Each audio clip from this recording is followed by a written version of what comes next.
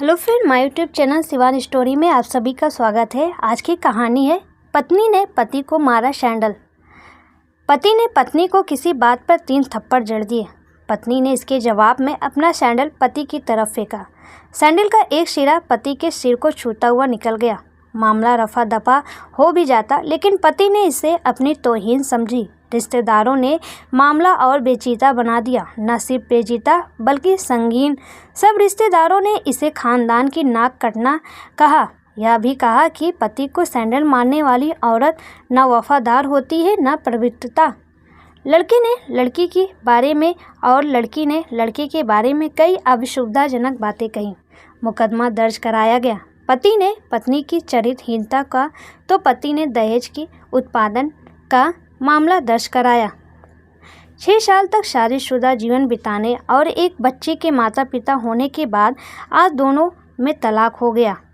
पति पत्नी के हाथ में तलाक के कागजों की प्रति थी। दोनों चुप थे, दोनों शांत, दोनों निर्विकार। मुकदमा 2 साल तक चल था।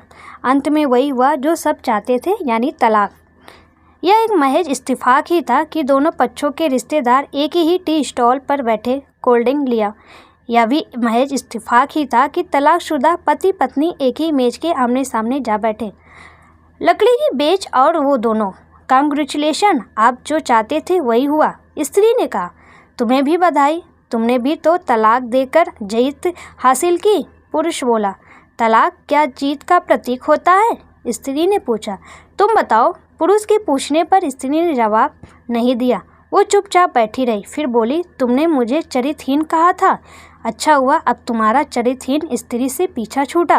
वो मेरी गलती थी, मुझे ऐसा नहीं करना चाहिए था। पुरुष बोला, मैंने बहुत मानसिक तनाव झेलिए। स्त्री की आवाज़ सपाट थी, न दुख न गुस्सा। जानता हूँ, पुरुष इसी हथियार से स्त्री पर वार करता है जो स्त्री के मन और आत्मा को लहूलुहान कर देता है। तुम बहुत उज्जवल हो। मुझे तुम्हारे बारे में ऐसी गंदी बात नहीं करनी चाहिए था। मुझे बेहद अफसोस है। पुरुष ने कहा। स्त्री चुप रही। उसने एक बार पुरुष को देखा। कुछ पल चुप रहने के बाद पुरुष ने गहरी सांस ली और कहा, तुमने भी तो मुझे दहेज का लोभी कहा था। गलत कहा था। पुरुष की ओर देखते हुए स्त्री बोली। कुछ देर चुप रही, फिर बोली, मैं कोई और आरोप लगाती, लेकिन मैं नहीं। प्लास्टिक के कप में चाय आ गई। स्त्री ने चाय उठाई। चाय जरा सी छलकी। गर्म चाय स्त्री के हाथ पर गिरी।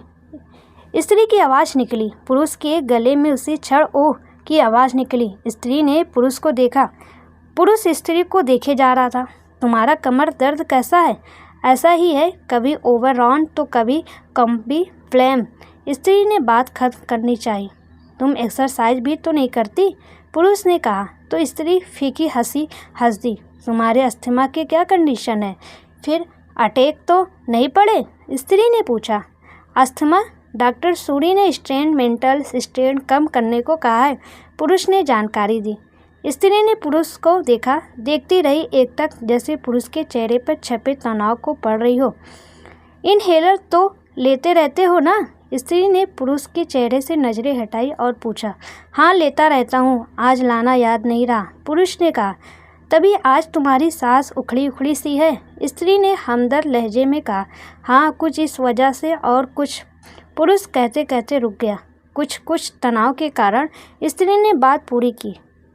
पुरुष कुछ सोचता रहा, फिर बोला, तुम्हें 4 लाख रुपए देने हैं और 6,000 रुपये महीना भी। हाँ, फिर? स्त्री ने पूछा। वसुंधरा में फ्लैट है, तुम्हें तो पता है। मैं उसे तुम्हारे नाम कर देता हूँ। 4 लाख रुपए फ़िलहाल मेरे पास नहीं है। पुरुष ने अपने मन की बात कही। वसुंधरा वाले फ्लैट की कीमत तो 20 लाख रुपए होगी। मुझे सिर्फ 4 लाख रुपए चाहिए, स्त्री ने स्पष्ट किया। बिटिया बड़ी होगी तो 100 खर्च होते हैं, पुरुष ने कहा। वो तो तुम 6,000 रुपये महीना मुझे देते रहोगे? स्त्री बोली। हाँ ज़रूर। 4 लाख अगर तुम्हारे पास नहीं है तो मुझे मत देना, स्त्री ने कहा। उसके स्वर में पुराने संबंधों की गर्द थी। पुरुष उसका चेहरा देखता रहा।